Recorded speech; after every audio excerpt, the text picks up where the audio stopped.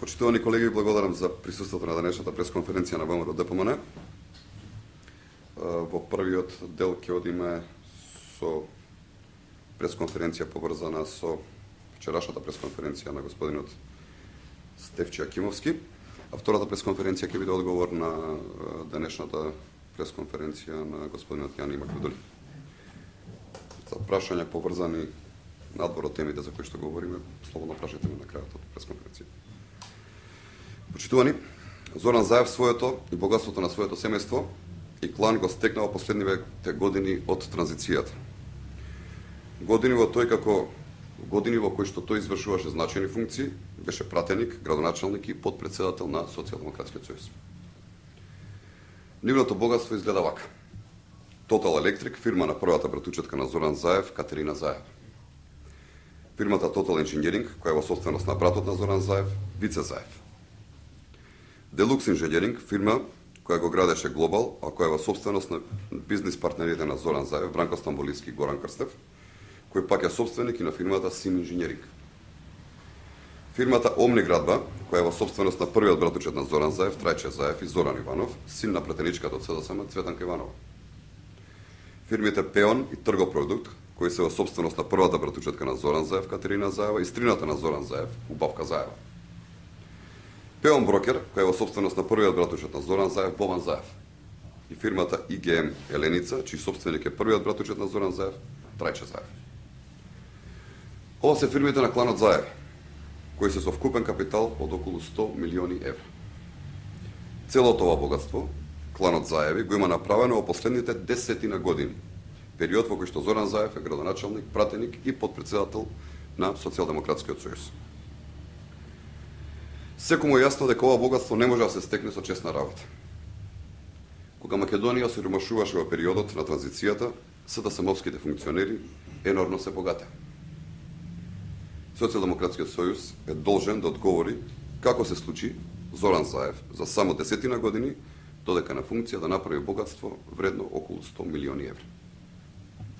Волете ли имате прашање?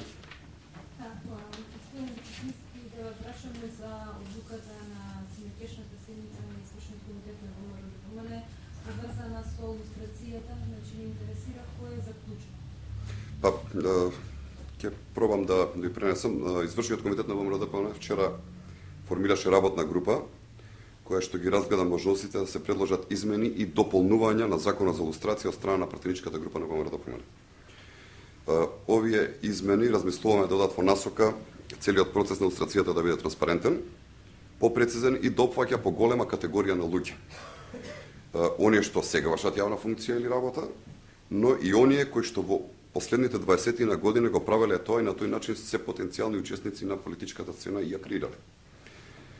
Исто така разгледувана можноста да се предложи целиот процес да важи до ден денешен, онака како што собранието првично ја изгласа, а Уставниот суд подоцна ја поништи таа одредба, но за деталите и за предлогот од работата на ова тело бидете трпеливи, денови веќе излеземе мора да помане со официјалните предлози по работата на ова тело.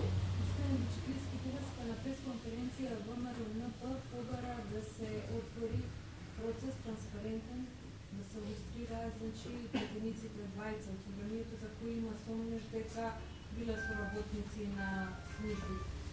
Што мислите за овој предлог на ВМРО НП? Затоа што тие цело време тврдат дека токму вашата партија е кочничар и овие пратеници двајца да бидат илустрирани, дека ви инсистирате да се илустрира само и давате поддршка да се илустрира само Уставниот суд.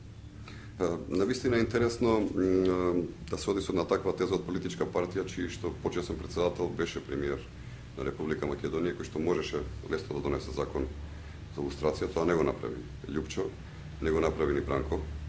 Како премиер, очигледно постел некој договор помеѓу нив.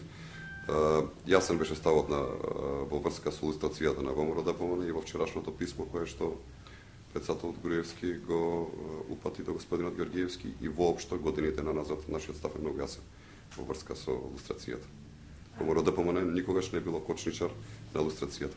Токму обратно, ВМРО ДПМН е онаа политичка партија која што инсистира да се спроведе лустрацијата. Повелете дали имате други прашања? Значи сега да се натврдите дека е на Уставните суд совет. Не предложено судскиот совет, а избрано собрание.